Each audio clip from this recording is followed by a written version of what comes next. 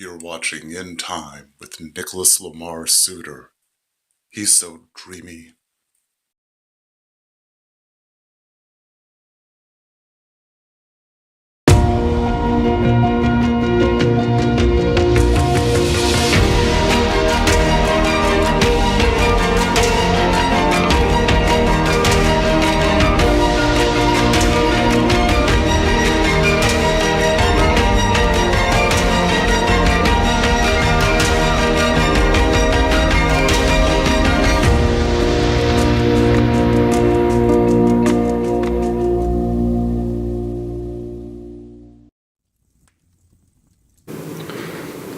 Hello, welcome everyone to Downtime, and oh, dear Lord, it looks like we may have the wrong camera for Isandring, so let me get him up, because I don't think anyone can hear him right now.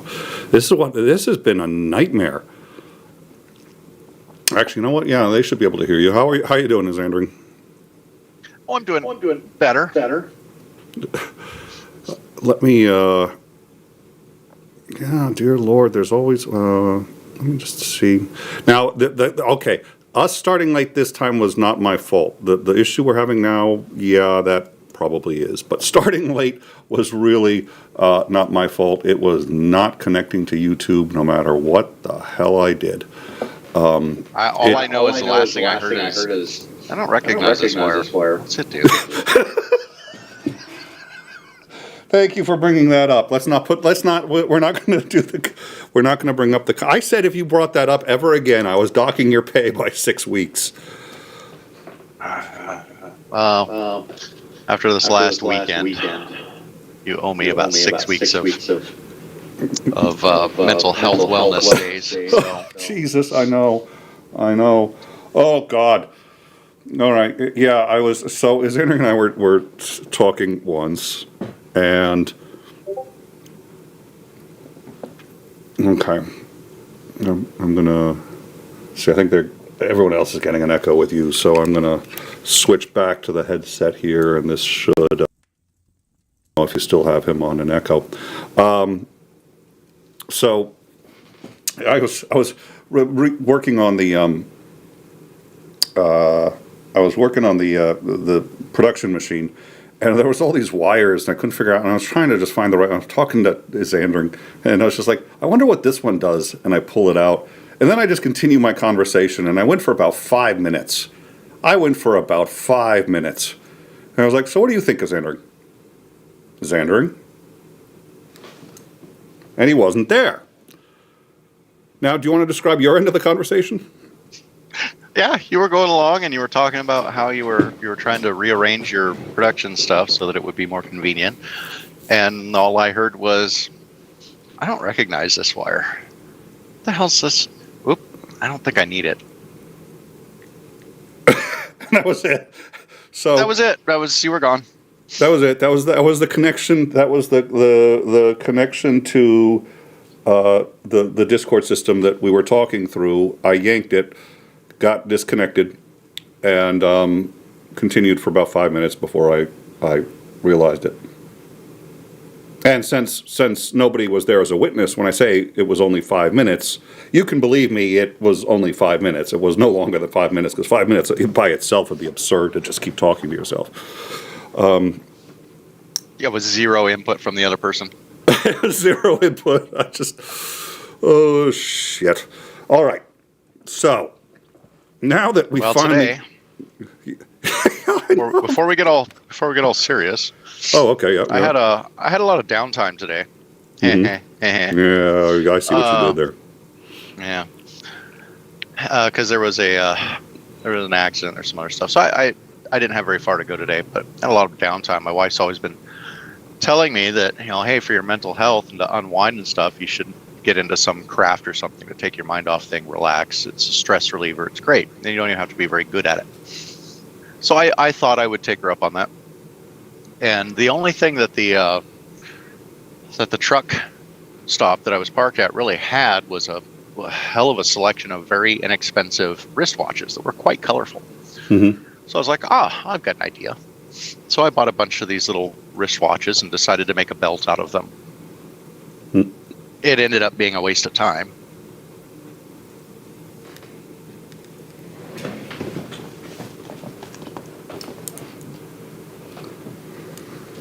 All right. This time I'm going to be a Thanks little for nicer. coming. I'll be here all week. No, you won't. No, you won't. I'd press the mute button, but every time I hit that, somebody's rigged this because I've got 7 mute buttons for 7 possible guests. I'm always number 1. You're number 2. I hit number 2. You want to see what happens when I hit number 2? This is what happens when I hit number 2.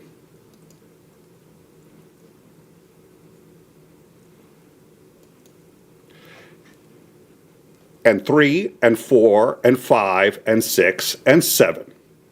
All of them do that. I think Titan has been working on the back end somehow. I don't know what it is, but it's like I hit mute on somebody and it's my shield that comes down. So there is no It's our retaliatory muting. Yeah. So, okay, we do have, we have a new member, Janice Burgess. Thank you so much for becoming a member at InTime. We really do value our members. I've been trying to figure out what kind of content. One problem with a news show is that there's not a lot of evergreen content, so it's hard to have content for just members only. We've got some stuff there, and we've got some ideas for some other stuff, but thank you very much for becoming a member. It really does support the show, and there's already some member content there, so hope you enjoy it. Thank you very much for joining and becoming a member. Oh, and 𝐍𝐤𝐜𝐴𝐻 has also become a member, so thank you, 𝐍𝐤𝐜𝐴𝐻, too, for becoming a member. There is some member content. My favorite is the Death Star one, which is still, when everybody was quitting the Trump administration, I just did a letter of resignation from the Death Star. But that one will always. And Darren Vaughn, 199. I like messing with Nick. You could work here then. I think that's the first thing that has to be checked off on the box. I've asked our head of HR, Titan something or rather, he denies it. But I think that's the first one. Do you like messing with Nick? Check. Are you skilled at anything whatsoever? No. Check. Welcome to InTime. Here you go. But I'm the only one who's unskilled. Everyone else, Isandring is like driven to the moon and back 7 times. Darren Vaughn, again, $4.99.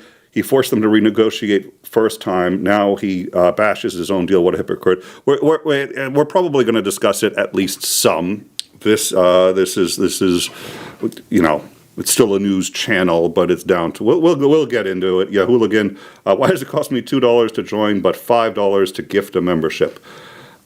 Ask Google. I have no idea. I have no idea. My suspicion is that Trump is going to be messing with Google anytime. So I'm surprised he hasn't already. So thank you guys all very much. We really appreciate the support. So yeah, it's been an interesting day, and we were going to do our rundown after this show. But too much happened, and finally we're like, we have to go to... Oh, the other thing, this was great, and Isandring was here for this. We were in the green room. I'm trying to figure out why we're not connecting to YouTube.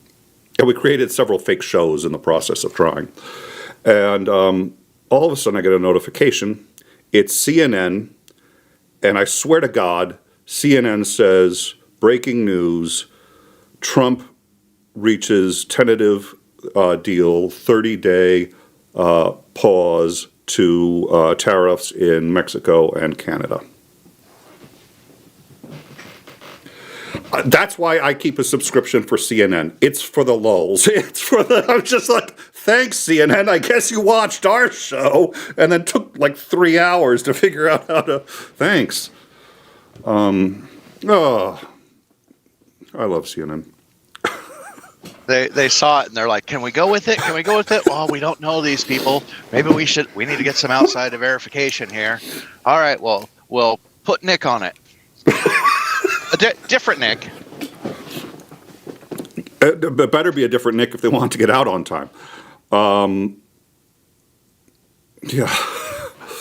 Oh, dear Lord. So, impetus for today's show. And actually, the funny thing is, the whole thing with me yanking the cord earlier, doing that other, is a part of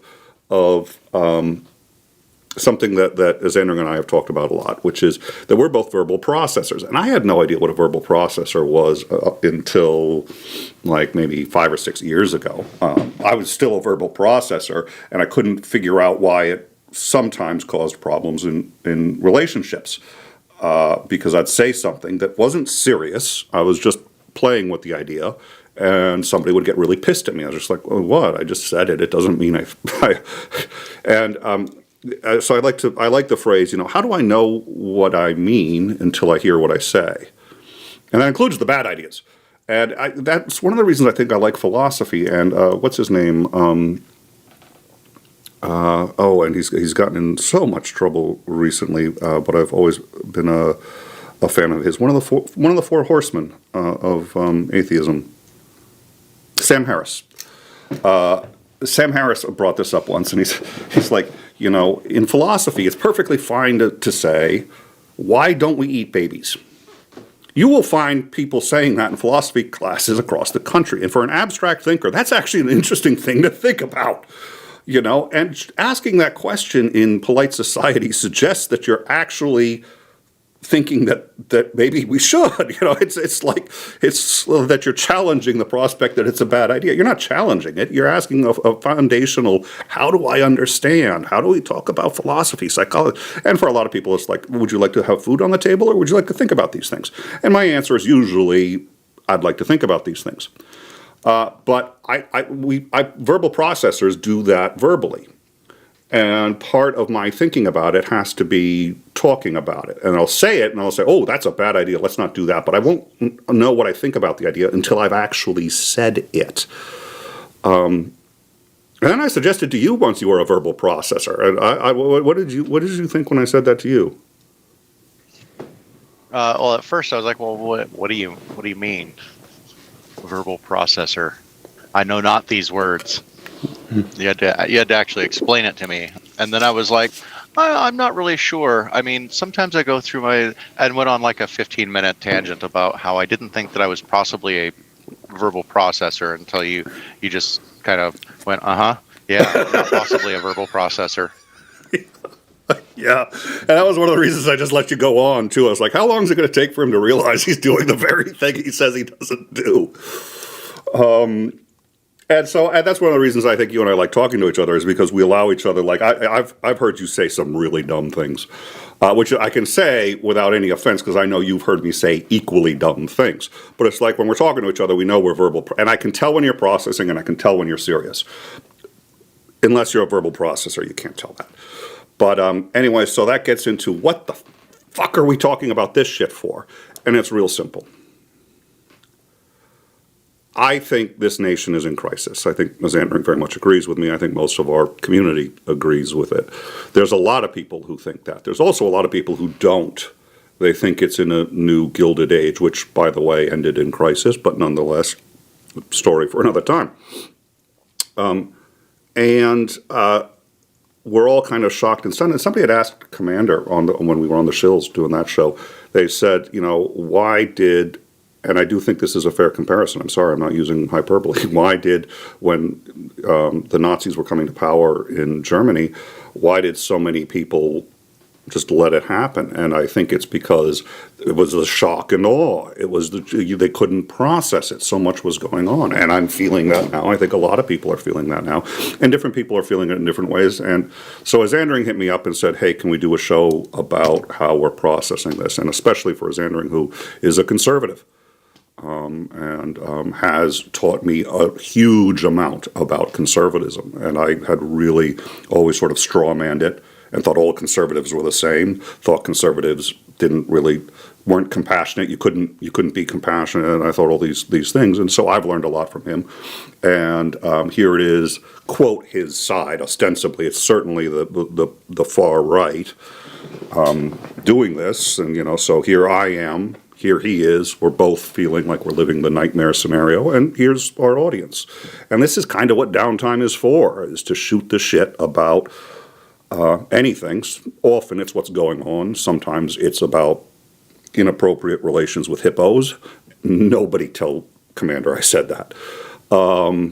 It was a topic once. Look it up in the archives. That notwithstanding, for Isandring and I, we process verbally. So we're going to be shooting the shit. It's a casual conversation. There is two problems I'd like people to consider. When you're having a casual conversation, usually you're not airing it on YouTube. Think of the times you fucked up and said something you didn't mean to, and even sometimes took you days later to figure that out. Nobody was recording it. This gets recorded. I also have a public speaking background. Isandring does not. He's agreed to be a co-host of the show and has been, I think, a spectacular co-host for quite some time. I'm still learning, and I had a background. So he's still learning. So, there needs to be a little charity all across the board. This is just a casual conversation. But the idea that we wanted to discuss tonight is how do we process what looks to me to be, at a minimum, a catastrophic crisis in our country that I certainly didn't think was possible. So, Isandring, I guess I wanted to start with you. Well, yeah, and especially considering, when I learned about most of the stuff that was going on, some of the later stuff. Excuse me. We had a show where we were kind of trying to go over a lot of the initial executive orders, which, he said he had a bunch of stuff he was going to do, and wasn't super concerned because there's a limit to what you can do with executive orders. Though I thought we need to pay attention to what he's trying to do and make sure that those things that the president ought not have power to do aren't gotten through. And so we started on that, but then we were going to go with tariffs, and I'm like, okay, well, tariffs are a terrible idea if you're just going to add tariffs onto everything. I'm not a fan of blanket tariffing. Because tariffs are generally paid by the people who impose the tariffs. So in this case, it's the United States citizens that are going to pay these tariffs because they're paid by the importer. That cost has to go somewhere. And so it ends up going down. And sometimes you end up actually paying more than the tariff was because there's a lot of other fees and things involved with doing tariffs. So I was prepared to talk about that. It's like, okay, I can kind of understand something about this, and I was prepared to kind of make the argument. Well, maybe if he's actually serious about doing away with the income tax for most people and reverting the government back to being funded solely by tariffs, it's like I'll listen to that argument. It still matters how you do it, and it still matters who you do it to, etc. Especially considering we import a hell of a lot of stuff, and there is a bit of an argument for it being a kind of regressive tax that tends to hurt the lower class people more, or disproportionately affects them. So there's a lot of arguments that you need to go through, but I was willing to listen to that. Show up to a stream, and in the middle of all this stuff, I find out, oh yeah, by the way, Elon Musk has now invaded 3 different offices. He's got all of the all this stuff. He's trying to get into the Treasury Department. He's already got the Office of Management. He's already got their computers. He's kicking people out, locking them out of their own systems. And oh, by the way, blanket tariffs are still a thing. Just we're going to add that on top of that. And oh, by the way, and it just kept going. And I was like, whoa, wait a minute. It's like I realize, and this is what's kind of difficult for me because I have, like everybody else, suffer a little bit from normalcy bias, and we had Trump as president before. So I was not expecting there to be a whole hell of a lot gotten done. It was a bunch of rhetoric. He was trying to appeal to his base. It's like I didn't really believe much of what Trump said because he said a whole bunch of shit for his first administration that he never did. And then, of course, he did a couple of things that were like, oh, this is really bad. So I was not a fan of Trump. I did not vote for Trump. I didn't want Trump as president. I wasn't convinced that Kamala would have been better, but I wasn't super duper worried about Trump. Yeah. And of course, everybody was on the left was like, no, he's saying he's going to do this, and the Project 2025 is coming in, and that's what they're going to do. And I'm like, well, I can agree that a lot of the shit on Project 2025 I'm not a fan of and don't think the president of the United States could do, and would probably be a terrible thing for the United States, especially considering it wasn't founded this way. But I wasn't all that concerned. Yeah. Well, now he's going through ticking off all of the boxes of all of these things that he said he was going to do. He's actually trying to do it. Yeah. And it was a bit horrifying because I'm like, I actually, kind of believe in the Constitution. I kind of believe in the structure of the government as it was founded. Obviously there were some improvements that needed to be done, have been done, possibly some improvements that still need to be done. But there's a process for all of that. And I like the fact that it tried to limit power. It ended up not working super great. Which is, I've become a little bit disillusioned to the whole idea of, hey, let's just return to the way things, were before the Civil War. For the first 100-ish years of the, well, it really kind of started turning at the Civil War, but it took a little while to get going. But we know where that path leads because we've already walked down it. So I'm a little bit, I'm not sure if that's going to actually solve anything, but. Yeah. There was definitely some positions that, at least in principle, I could say, yeah, I can kind of agree with this. Eliminating some federal departments. Okay, do we really need I could possibly get behind some of that. I don't think the government should be as big, do as much stuff as it's doing, or collect as much money as it. It's like, if I had my way, I'd like to see kind of the tax ratios swapped. The amount of money you're sending to the federal government, I think, should be going to state governments for the state governments to manage these things. I want as much government as local as possible because you actually have influence over your local government. You don't really have much influence over the federal government. As we're learning. Yeah, exactly. And the fact that, if the federal government does something and it's completely egregious, it's everywhere in the United States. It applies everywhere. If a state government does something that you find particularly egregious, you at least have the option to move and not have to leave the United States.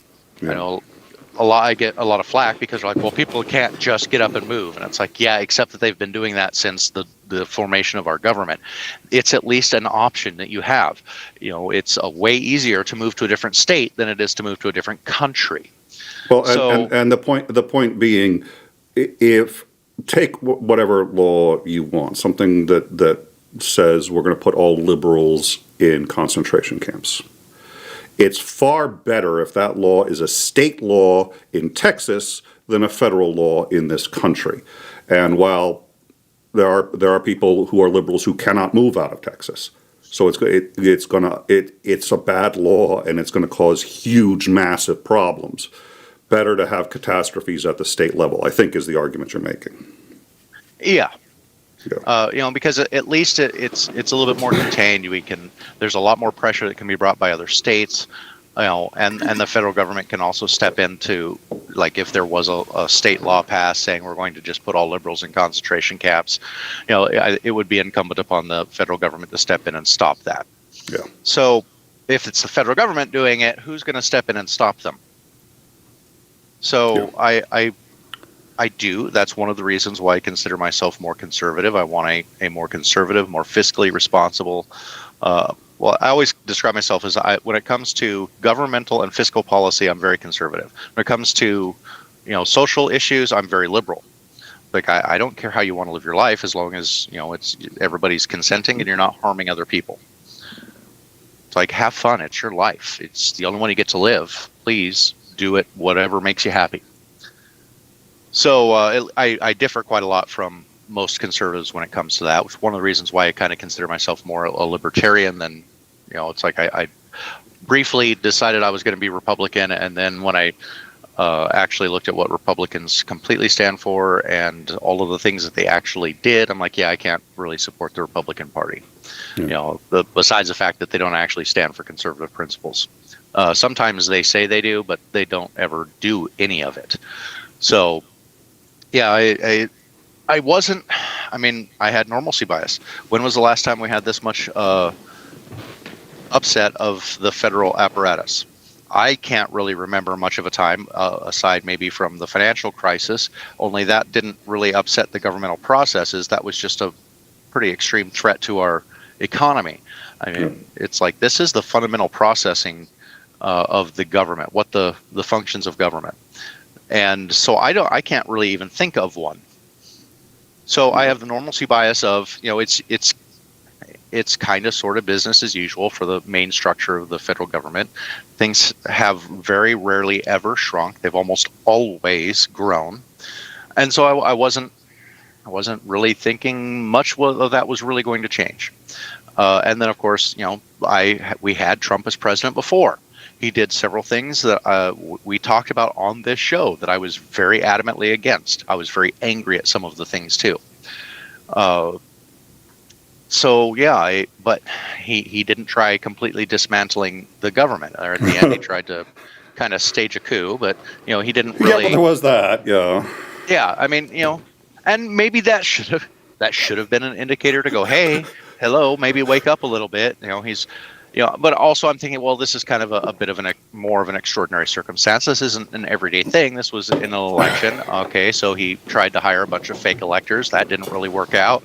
He couldn't get Mike Pence to just stop the certification and just make a declaration. So, when his crowd started getting rowdy, he said kind of egged them on without directly egging them on, and then just sat back and did nothing, and was like, hey, great, let him do this. So yeah, it should have been a bit more of a wake up, but again, normalcy bias. I'm thinking, Then we had 4 years of Biden. I wasn't super impressed, but no major super big catastrophes. I wasn't really impressed with this border policy, but I mean, there weren't super big catastrophes. And then, Trump gets reelected, and I'm like, okay, I can kind of sort of see how that happened. And again, all I can do is say normalcy bias. Yeah, he said all of these things. He was going to do all of these things. I didn't really believe that he would get any of them done because he didn't get a lot of the things done that he said he was going to do the last time. Yeah. Well, now it seems that where I erred in my thinking was that he didn't have people around who didn't learn from their first time around and saw what was happening, saw that the main structure, the kind of bureaucratic titan that is the federal government, kind of opposed him and said, no, we're not going to do a bunch of these radical shifting things. We've got a system, it's in place, it works.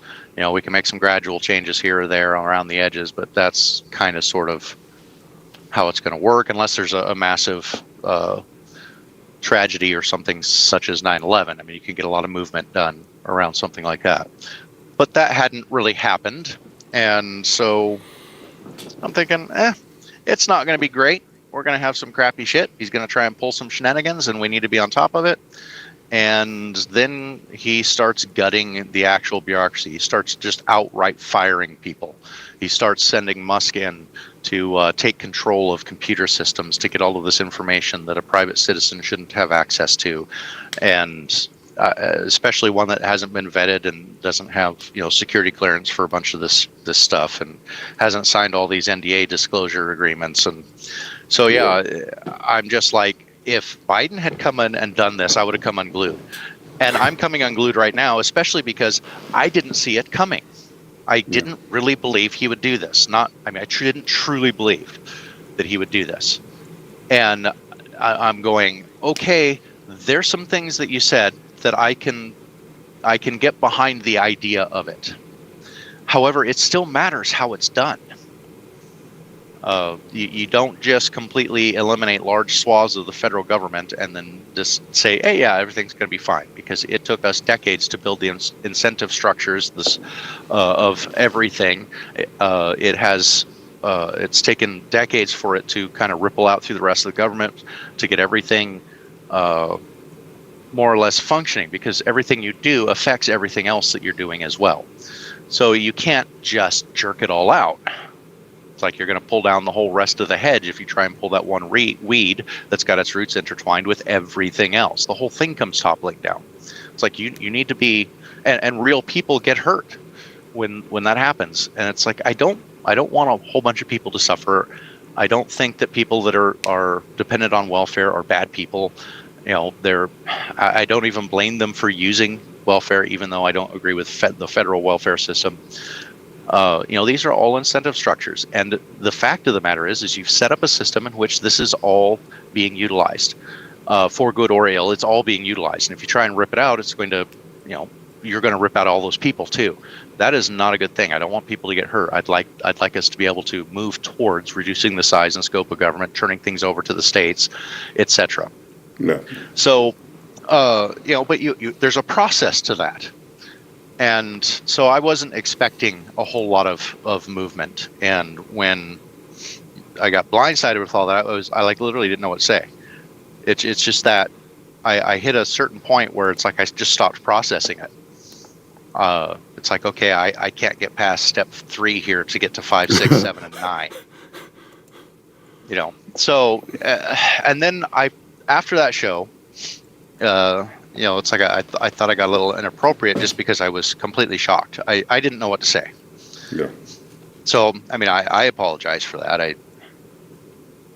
And then I was going through trying to process. I was trying to go through and see, get a perspective on what a bunch of people are saying. Because I'm like, clearly there's got to be some alarm being raised from the truly conservative people out there, because this is kind of frightening that a president could come in and just start doing this. I mean, he's not supposed to be a dictator. He's not supposed to have all of this. He's not supposed to be able to pick and choose what laws he enforces. That's a bedrock fundamental part of our government. He doesn't have the authority to pick and choose this stuff, and yet he's doing it.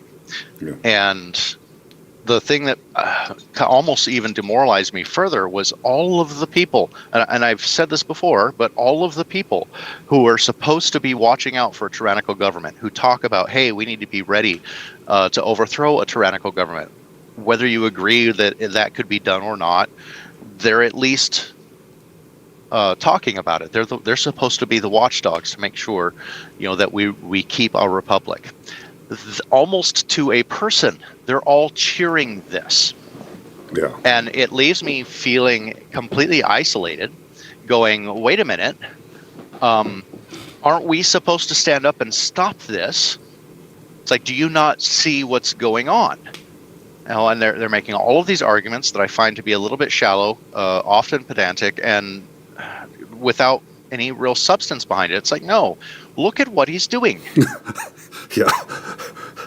Yeah. It's like, oh yeah, he's eliminating the Department of Education. Okay, well, I think there's an argument to be made that maybe, well, I don't actually agree that we should get rid of the Department of Education. Although I don't think that it should be doing what it's doing today. Because I do think that it is in the nation's interests to set the criteria by which we judge our education. And I don't think, again, my thought behind the federal government has always been that federal government should be there to do those things that a single state either cannot do or should not be allowed to do. And we should not allow a single state to be able to set education policy for the youth of America. I think that is an absolute federal government role, and so I think the federal government should be in charge of setting out the basic curriculum of education for our children. But all of these people are just like, oh yeah, he's said he was going to eliminate it, and it's like, oh, he's got to give DOJ that power to be able to go in and audit everything because the deep state's hiding everything, so he's got to be able to get into have access to all these computers and shit. And it's like, no, he doesn't need access to all that stuff. He sure as hell doesn't need to be escorting people out of the building. He should be watched the entire time while he's viewing any of this stuff, and he should actually be given reports on this spending and stuff instead of just going in and taking over the computer systems. It's like, I would not support any of this stuff. No. Had Biden done it, I would have come uncorked, and now Trump's doing it and I'm coming uncorked. It's like, no. And I'm standing there going, okay, here's all of these liberals that are essentially telling me, we told you, why didn't you fucking see what he was doing? We told you he was going to do this stuff. And I'm like, yeah, and you freaked out the first time he did it too.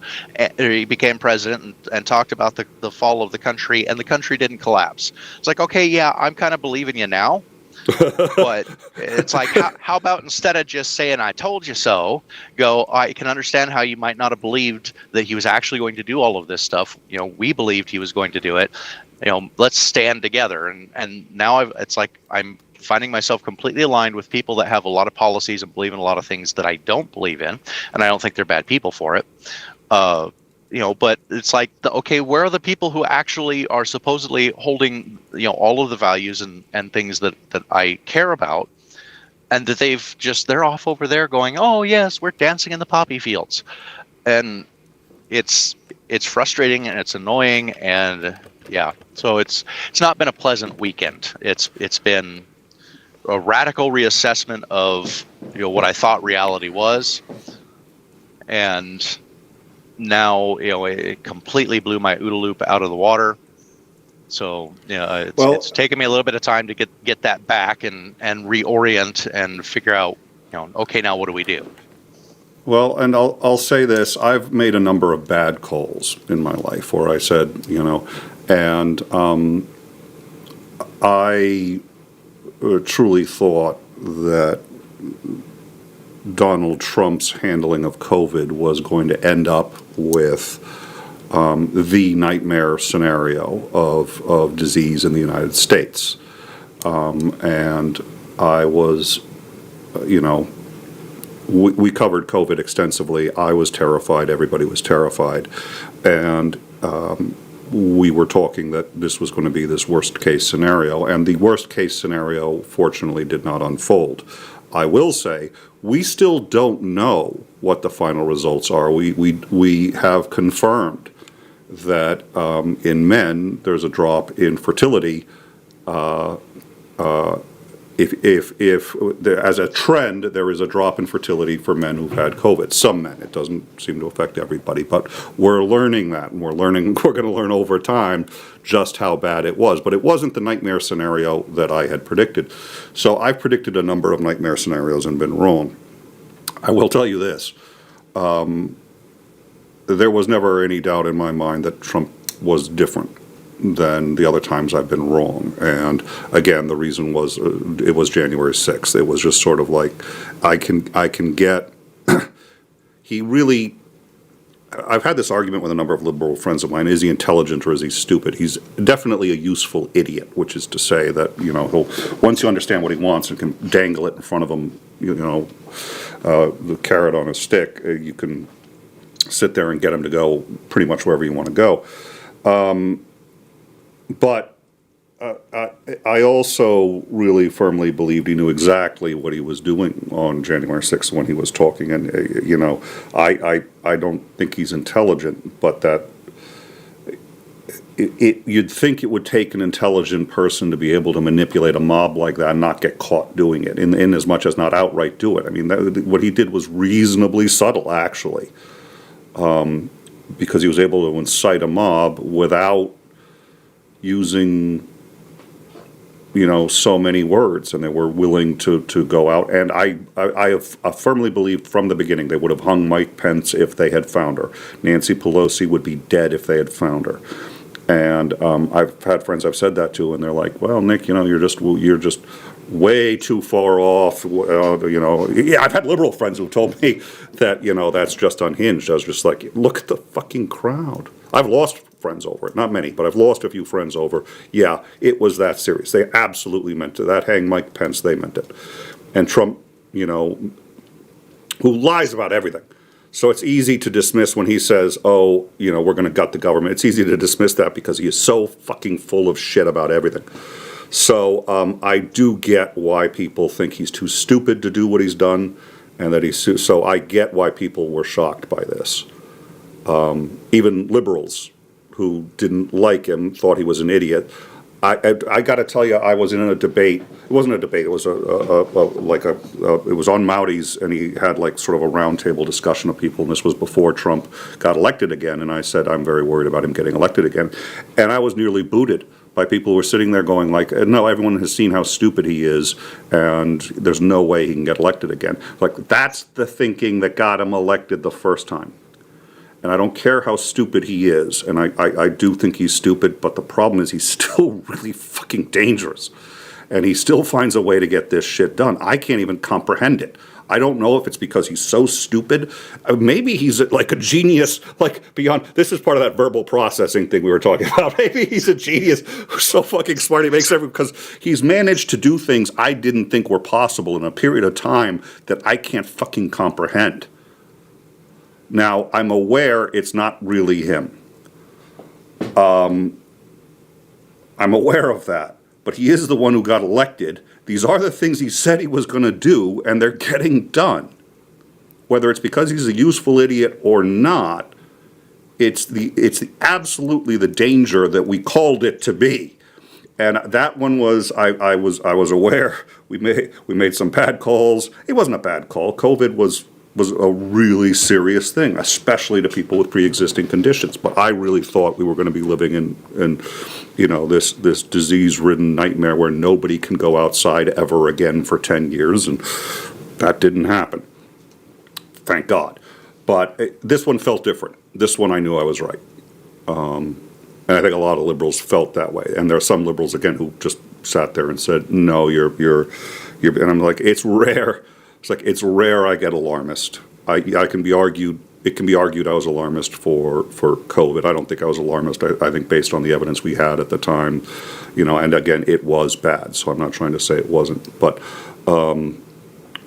having said that. Well, yeah, when COVID, I remember one of the things when we were going through talking about the different, all the different arguments that were being made, and pointed out that it was like, okay, you kind of sort of need to pick one. It's like you're trying to take this middle of the road. It's like either this is really serious and you're going to take the proper precautions to actually try and stem a pandemic, or you're going to let the economy flow, recognizing that your economy is going to take a hell of a blow for this. But how much are the people's lives worth? Or are you just going to let the economy reign supreme and just say, well, deal with it? And we didn't do that. And I pointed out several times, it's like we got the worst of all worlds. We failed terribly when it came to the pandemic response. And I was one of the only conservative people I think that I'm aware of, that I know, that actually pointed out, hey, this should be the purview of the federal government. We don't want a single state setting, pandemic policies, and we don't want a patchwork of them, because that doesn't work. So, I actually thought that this was firmly the role of the federal government to determine what our responses should have been. And I don't think we should have had all of this hodgepodge. And it turns out that we did kind of get the worst. It's like we didn't save nearly as many people as we should have, and we didn't really save the economy either.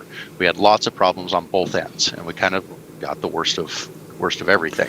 And I thought that was just incompetence on the administration's part, and one that we had to deal with for quite a while.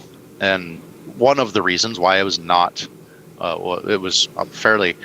It's bad that I say that was actually kind of one of the more minor issues that Trump ended up having. I mean, he really ended off everything with a hell of a bang.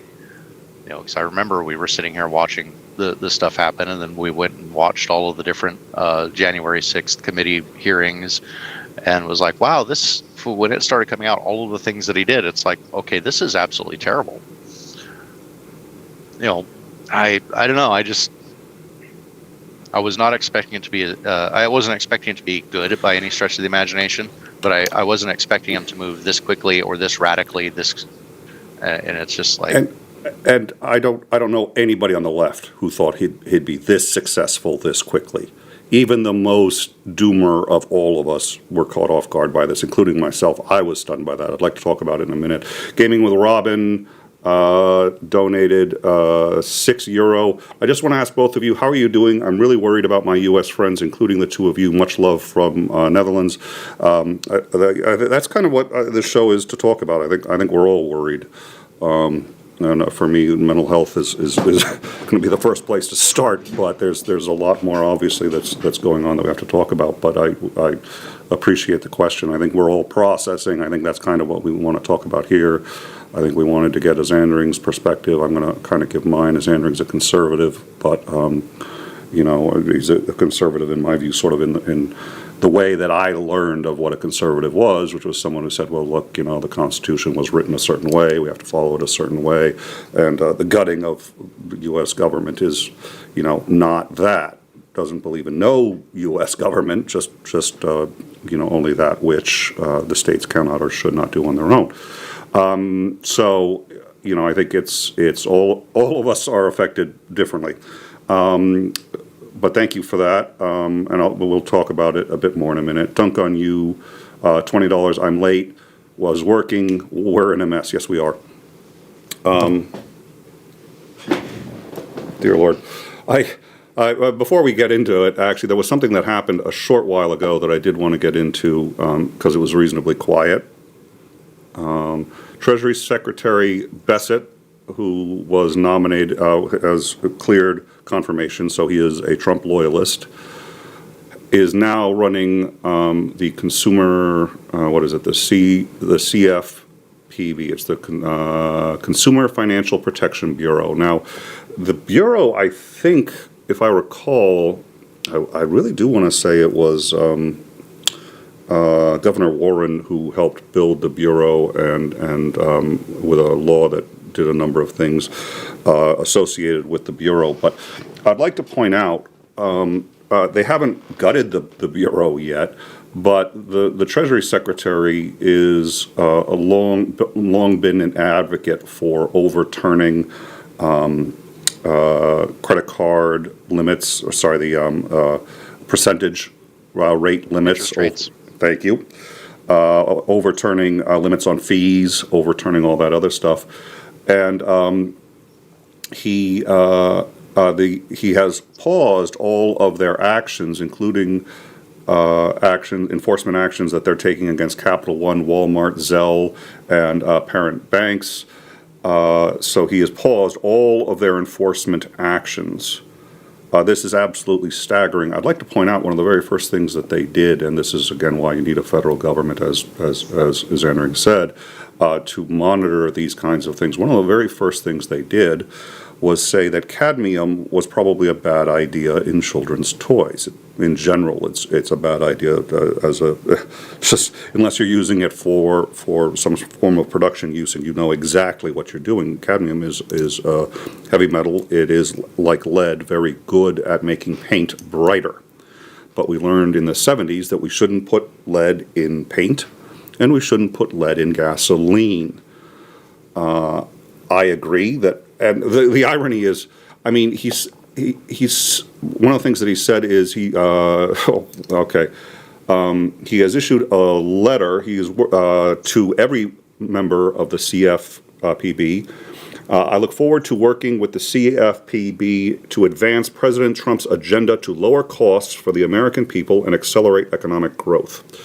Now, first of all, he's been confirmed by Congress, and the reason he was supposed to be confirmed by Congress is because he works for the government, and he works for the people, and he works to defend the Constitution, and that's the oath that he's taken, and none of those were mentioned in this. He has made it clear he is there to advance Trump's agenda.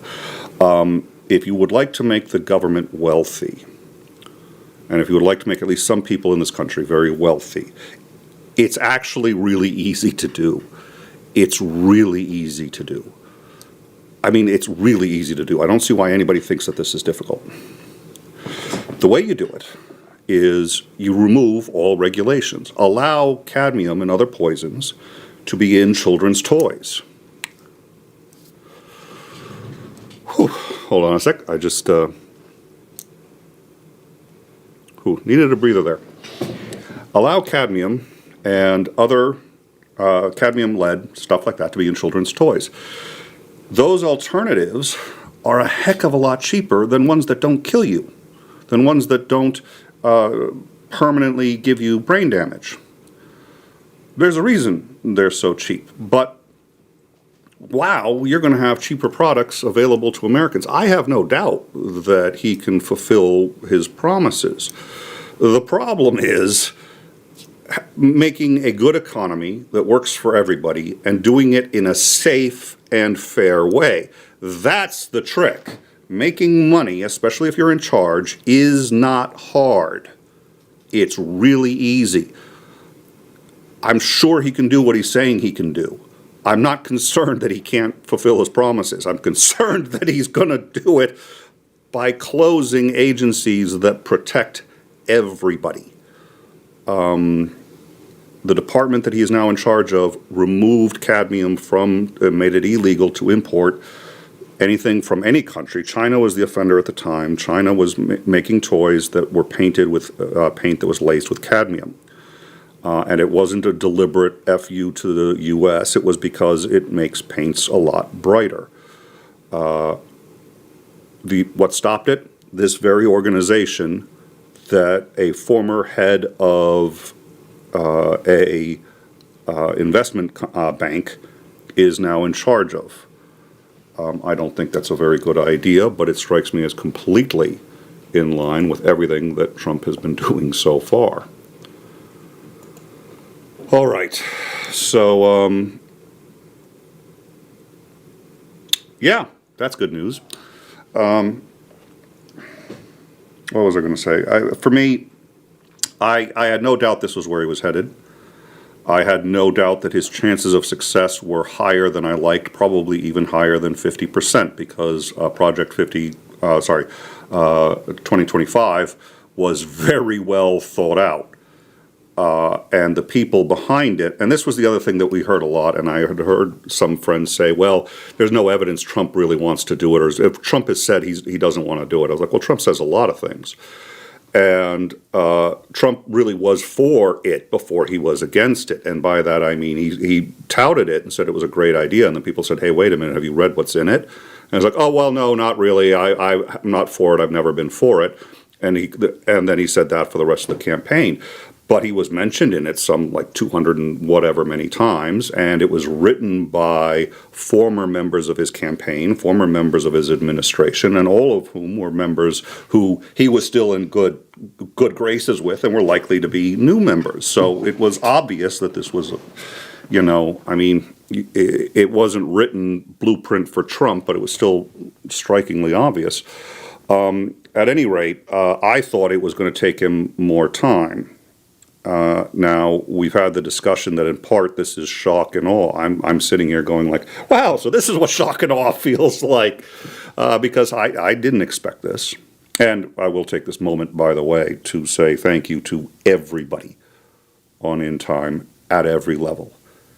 People who comment on the Discord, who engage in discussion on the Discord, who drop links, which, by the way, despite extraordinary circumstances, everything that's being dropped is still accurate, reliable. Everybody's freaking out, and they're still doing it right. I am actually more than just proud. I am genuinely impressed. And my suspicion is that part of what's keeping them together is part of what's keeping me together, which is doing this show and trying to bring as much attention to what we see in front of us to as many people as possible. I haven't processed this as much as I'd like to because I've been working on it, but working on it is sort of what's helping me process it, doing the show and trying to keep people educated as much as possible about it. But it's a little weird because it feels like a silent... I have to believe that this is what going insane feels like. When I see protesters, I'm relieved because I say, okay, there are other people who see it too. But the fact that CNN reported what they did when they did, I mean, we were late on Canada and Mexico, and that was somewhat deliberate. It's because we didn't want to flood everybody with every time he does something. At this point, you're going to get a ding from In Time. You're going to get a notification every 30 seconds if we went live with stuff that we really on any other administration would have been breaking with, and we've just been waiting. CNN finally got it, and I'm sitting there going like, the emperor has no clothes and nobody wants to say it, or I shouldn't say nobody, but a lot fewer. I'd like to think the New York Times would be out there much more than it is, but it's a business. That's the other thing. It's a business, and Trump will destroy it. Now, I've said this before, too. He's going to destroy it anyway. He's going to destroy it anyway. But if they keep their mouths shut, they got a few years. but they've been ejected from the Pentagon. They'll be ejected from the White House press corps. This is they're going to be completely cut out, and what's going to happen is nobody's going to want to read what they have to say anyway because they don't have any sources anymore. One way or another, he's going to wipe them out. So it's the processing is happening as I'm dealing with, and it's just more information, and it also is with friends of mine who have good senses of humor, and I sit there and take 5 minutes to bitch and then get back to work on trying to make enough sense that we can explain it to the audience, because the other thing is I don't want to just dump so much. The End Time does one other thing. The End Time, I'd like to think there are a lot of things we do, but dropping accurate information and enough that carries with it nuance, and that we can talk about nuance, but without overloading, without just being an info dump. Without you can get information almost anywhere nowadays. The question is what's the context? How can we take a look and frame it and look at it? And that gets harder to do when this much information is coming at you, I gotta tell you. And the good news is I've got people I can rely on, and we go over it and we discuss it. And every now and then I call you up and I'll say, this looks like this. What do you think? And you're like, yeah, that really does look like that, doesn't it? I was like, okay, good. Either I'm not going crazy, or you're going just as crazy as I am. It definitely feels like crazy times. One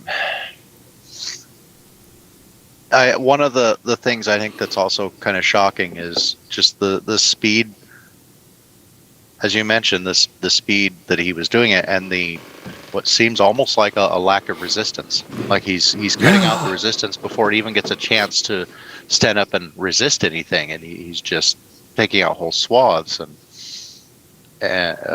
it's like, okay, this is very serious. And I don't know how many freaking arguments I've gotten in with people now. I'm starting to lose track, who are cheering this on, and I'm like, no, this is kind of a bad thing, and trying to convince people that that people who are cheering this, who are supposed to be the watchdogs of tyranny, are cheering this on and saying, no, this isn't a problem at all. It's like, this is what needs to happen. It's like we need to weed these things of corruption out and just yank the whole thing. Just wholesale slaughter most of the government. And I'm like, well, I don't mind getting to that end. The way that you're going about this is absolutely terrible, and it's not constitutional. It's like the process matters just as much as the outcome.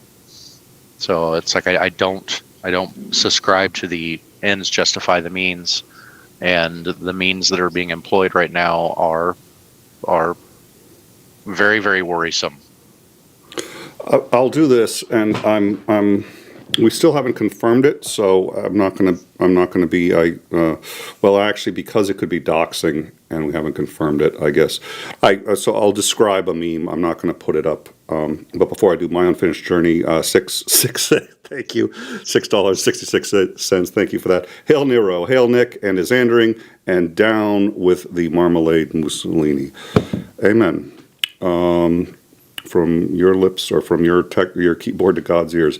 There was a thing going around on, let's see, it was on Blue Sky, and it showed 4 just out of college, roughly looking guys. And it says, who are these little boys and why are they in charge of our money? It names all of them. And then it says that these are, and some of them are completely goofy looking. I mean, they're just the goofiest looking guys that you could imagine.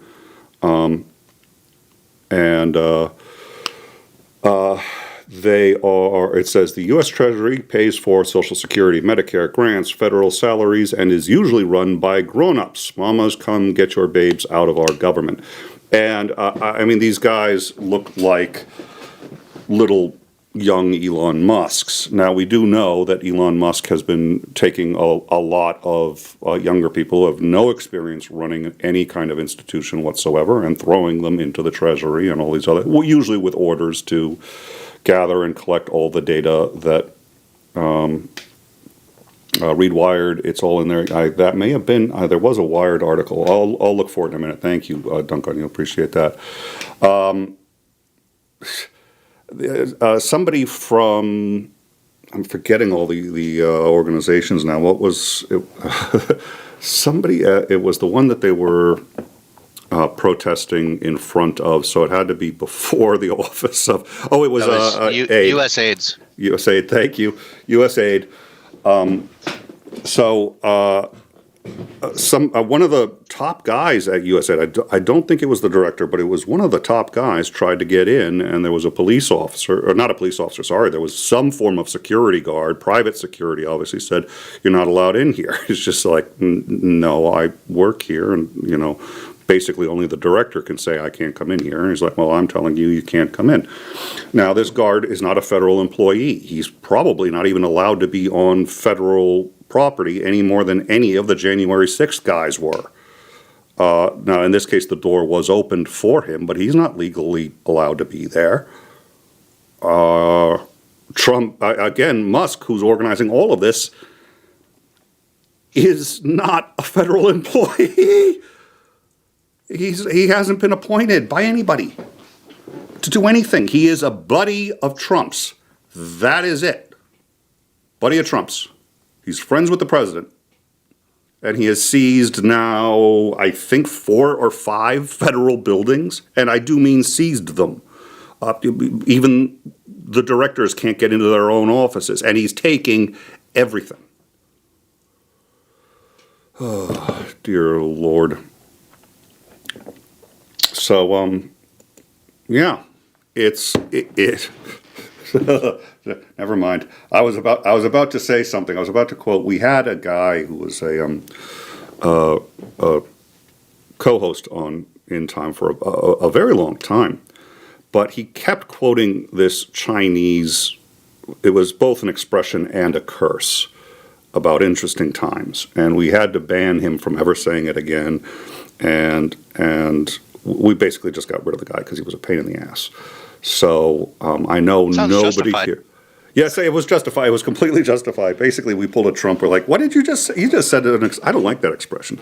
It's a Chinese expression. You must be a spy. Goodbye. Yeah. So I almost said it myself. Oh, dear Lord. So I guess the processing is still going on, but there's a problem. And I think this is what trauma looks like, and we're all traumatized. I think everybody who sees this is traumatized on some level, because none of us, even those of us who expected something like this, expected what we're seeing now. So we're all traumatized. So the problem is, when you're traumatized, you usually want to curl up into a ball and I actually can see a little better and easier how someone like Hitler could come to power, because I understand I empathize with I want to go under my covers and hide. The problem is those aren't the people who ever stopped things like this, and things like this have been stopped. And sometimes it's sooner, sometimes it's later, but either way, it's like you end up, if you want the time to deal with the trauma, you have to step out of the fight. And the more people that step out of the fight, the less likelihood there is that there's going to be any success. So it's sort of like, okay, you can take your time to deal in the breaks, but the rest of the time, what are you doing to help? And there are protesters out there, and by the way, they're not really. You can deal with it, deal with the trauma, or you can do something. For me, I put a lot of it back into the show. It's like, okay, I'm going to take my anger out. The last one, I was just getting a little heated in the last breaking news, and it's just. Try to keep it in check, because I don't think it helps anybody if I go too far on air. But having said that, these are difficult times, and that has to be reflected. And the severity of what's happening has to be reflected. I don't know, what are your thoughts about that? Definitely. This is kind of the conservative impulse is, okay, we retreat back to the homestead, you close the gate, and pop your head out in 4 years and see how things are going. Yeah. And it's like that doesn't stop things from going badly. So the disheartening thing on my end, it's like all of the people, I keep saying this because it's still that shocking to me. It's like all of the people that are supposed to be guarding against tyranny are all the people who are cheering this on, and making 301 excuses for why each thing is necessary and must be done. And I keep pointing out, it's like, great, you're literally shredding the principles of the Constitution, the principles of our founding, in order to try and get back to the principles of our founding. How does that make sense? Make that make sense for me. Because once you get rid of these principles, nobody's going to be bound by them anymore. It's like, I don't see, you don't put the genie back in the bottle. Yep. Like yeah. The genie has to be destroyed at that point. You don't just get it back in the bottle. So, or it's got to collapse. And I don't want any of that to happen.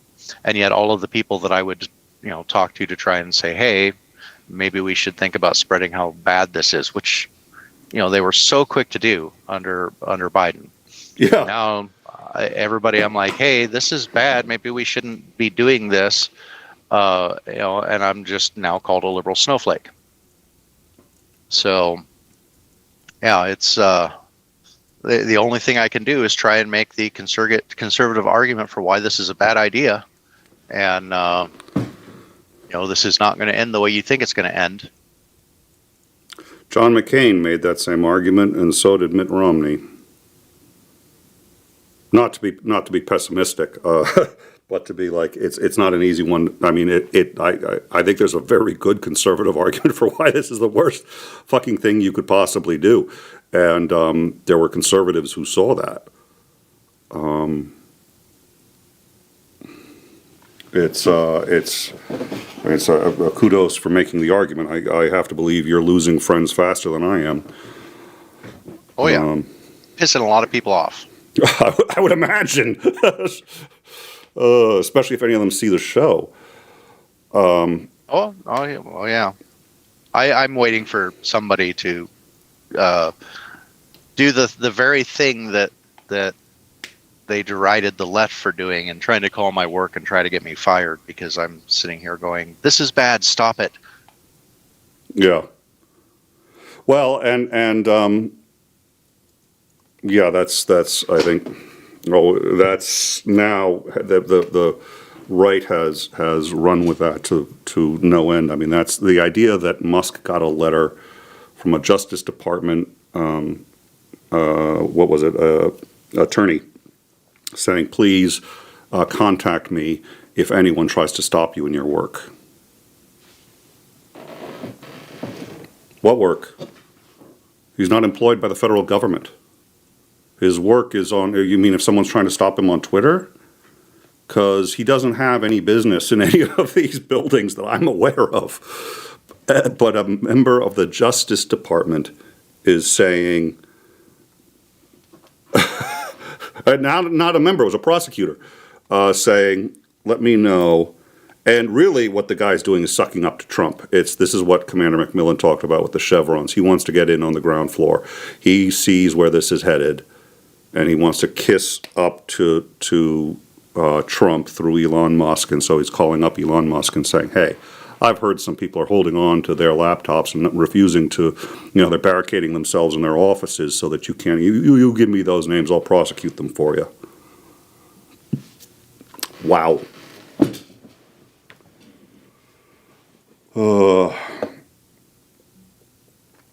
So dunk on you, Yeah. 20, yeah. Go ahead.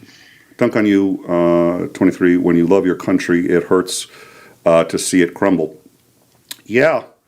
I mean, see it crumble is an interesting. I maintain cautious optimism, but when I say that, somebody had asked what are the odds that he's going to continue this all the way through to him extending past his second term. And if I just take all the emotion out of it and I look at what he's done, I see how successful he's been so far, and I look at all the facts, I have to say the odds are greater than 50%. That's it. He's more likely than not to be reasonably successful in what I believe his objective is, which is to essentially remain in power for an indefinite period of time. I don't know, what are your thoughts on that assessment? I unfortunately agree with you. And I have zero doubt in my mind that he's going to try pretty much everything. And the only thing I'm wondering is like, okay, well, I can see the principles of our founding being shredded right in front of us. The almost every other conservative that I have spoken to, doesn't see it that way and is cheering this on. And the only thing that I'm holding out hope for, as far as at least that side of it, is that when he blatantly violates the Constitution, which I would argue he's done, but I mean in a way that you can't pander this off, you can't spin it off. It's like it's cut and dried. It says this, you completely violated this entirely. I'm hoping that will be enough of a shock to wake some other people up to like, hey, no, this is going in a very bad direction. It's going down a very dark alley, and it's like we've seen where the end of that alley lies, and the seventh rung of hell would be a better vacationing spot. So I'm hoping maybe that'll jolt some people out. The fear that I have is that it'll be too late. He'll be too entrenched. He'll have too much power. He'll have excised too much of the federal government that there won't be any kind of effective resistance, at least not structurally. So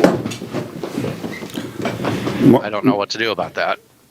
Mark Reed says something, and this is an interesting point. Good to see Mark. He says, I don't want to cause hardship to the American people, but I do want the global community to show that it is unacceptable to threaten other countries. Mark, if my countrymen had that attitude, Trump would never have gotten into office. It was because we thought threats were acceptable. We're like, it's okay, he can threaten, and now look where we are. So you're absolutely right. Don't follow our example, because look where we got. The reality is I consider very much this nation's friends our friends. Canada, Mexico, Australia, France, England. They're our friends, and we shouldn't be bullying them. And because I consider them friends, I think that if we bully them, they have to stand up for themselves. They have to. I wouldn't be their friend if I allowed anyone to bully them. That includes us. So it's one of those things where, I'm sitting there going, I think it might not be a bad idea for Denmark to trigger Article 5, even if in the end, nothing comes of it. They just say the U.S. has threatened to take our territory by force. We consider that a hostile act. Now, I don't think that actually even quite meets the bar of Article 5. But if it at least shows that what the U.S. is doing isn't tolerated by the rest of the world, I think that's a good thing. I really don't like it when Trump has successes. I don't mind. Listen, if Trump has successes that he's earned, great. And he's actually had a few. But when he has successes that are at the cost of our relationships with people we care about, or at the cost of the American people in general, or at least the vast majority of them, then no, I'm absolutely not a fan. And the vast majority of his successes are those kinds of successes. And those are, those are the ones he seems to know how to do best and be reasonably good at. I think Canada ducked having to do very much at all to get the tariffs off. I think Mexico suffered a bit more, but not by much, and they got something out of it for capitulating, and Trump got what he wanted, which is he gets to walk around and say in one weekend, I got both of these countries to cave. To some extent, that's true. But the reality is, he was coming at them with a sledgehammer over absolutely nothing. And then he said, tell you what, just make it look like I won. Just say just say you'll do something about it. And they say, yeah, we'll continue our policies. That Justin Trudeau basically said, we're going to continue to do what we've always done at the border.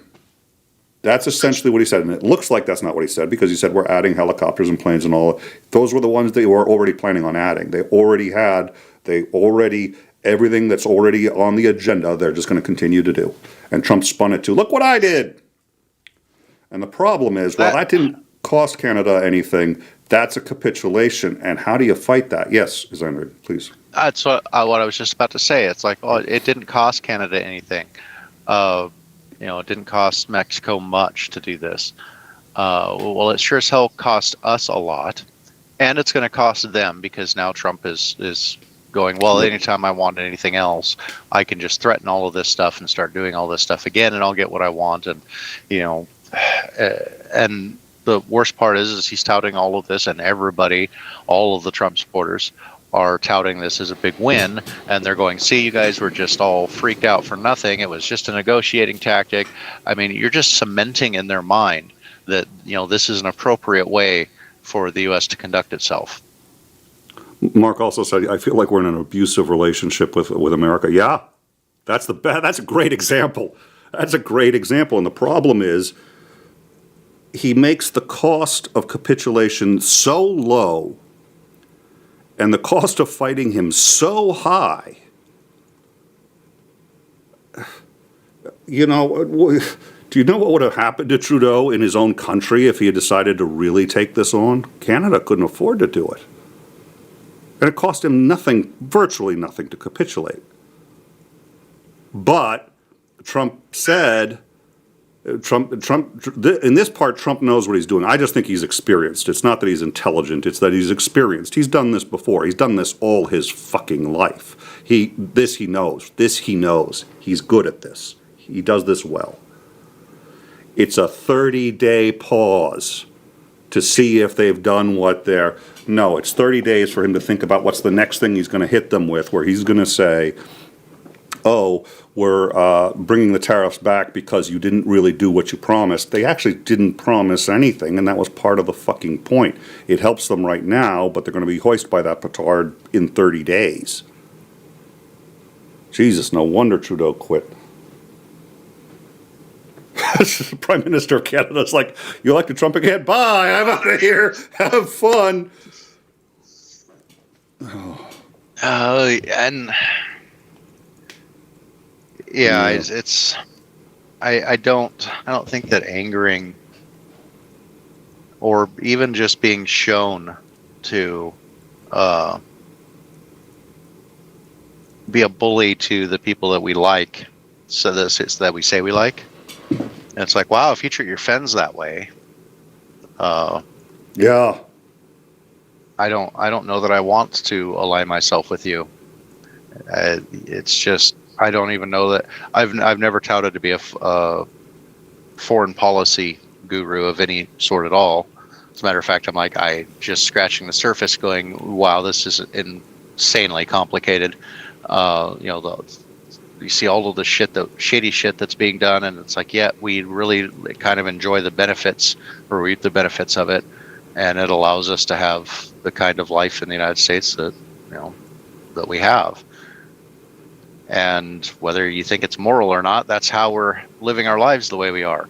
So it just gets more and more complicated, and it's getting even more complicated because Trump is threatening our friends, our closest allies. Yeah.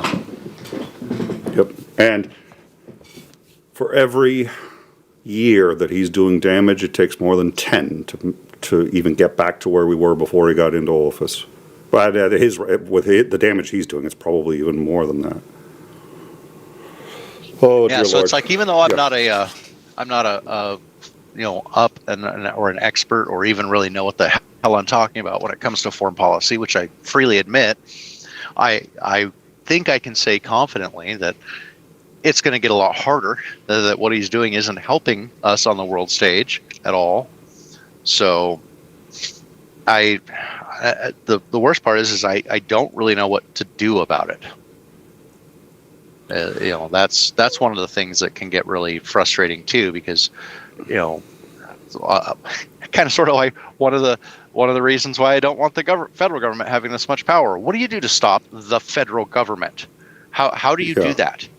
My state government, I got a good idea of people that I can call. We can set up a rally. I know, we can go down to Washington. I know who my representatives are. It's like I have an action plan. It's like, I can write a note to my my senator and my representative. Okay, both of them are Democrats, and they're already trying to do what they can to stop Trump. So it's like, what else can I do? Well, that's a good question, and I do want to start wrapping this up. I want to say the good news is there are some Democrats who are standing up and they're saying that they're not going to continue with the nomination process for any of Trump's appointments so long as he's doing this kind of thing. My concern is that that's really going to slow him down a little bit, but if he can get Elon Musk, who hasn't been appointed or isn't even a federal, if he can get him in where he wants, Trump can probably, he'll just say this is a recess appointment, even though they're not in recess. The words don't seem to matter anymore. So I'm not optimistic. I'm pleased that they're doing something. I'm not optimistic, and they haven't been making as much noise as they need to be if they're going to be successful. The media is not making as much noise as it needs to if there's going to be any success here. So I'm concerned about those things. But at least those are happening. There are not yet a lot of rallies, and again, I think it's the shock and awe. I think people are just stunned. For us on In Time, we're going to continue to follow it in the same way we've always followed everything, which is to try to get somewhat ahead of it and tell you things as it's happening. And, we freely admit we're on the liberal side.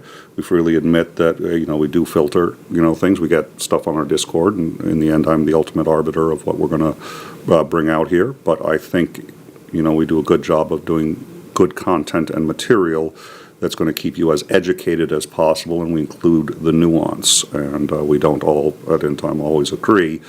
But I know for a fact everybody working here thinks that the education is the tool to fighting any kind of tyranny and to getting the best solution and the best outcome in any situation. So we're going to continue to try to educate. Again, that involves a lot of work, and I've been very proud of the team because everybody's been putting in some overtime for this one, and we're going to stay at it. Genuinely no pun intended, but now you see why that's the name of the show. I don't know. So with that, any final thoughts, Isandring? It's a hell of a thing when you've got somebody who espouses very governmentally and fiscally conservative principles is sitting here going, no, I agree, and this needs to be stopped. It's like, what do you do when you get a liberal and a conservative together? Because I don't care much about, I guess I do, because that informs actual policy, but, being socially very liberal, and then, fiscally and governmentally very conservative, and yet even I'm standing here going, no, this is wrong. This needs to be stopped. I'm standing right here with very liberal people saying, no, this needs to be stopped. This is not in the spirit of what the founding fathers wanted for this country. This isn't in the spirit of the founding documents of this country. This isn't in the spirit of any of the principles on which this country was established. He's shredding division of powers. He's shredding the limited government concept. He's shredding all of it and doesn't give a shit. He absolutely, just from the evidence that we've seen, it is reasonable to conclude, in my opinion, that he is trying to become king or dictator of America.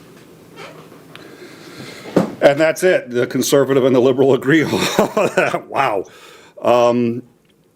Yeah. So, sorry, I got distracted. So there's even during shows now, it's and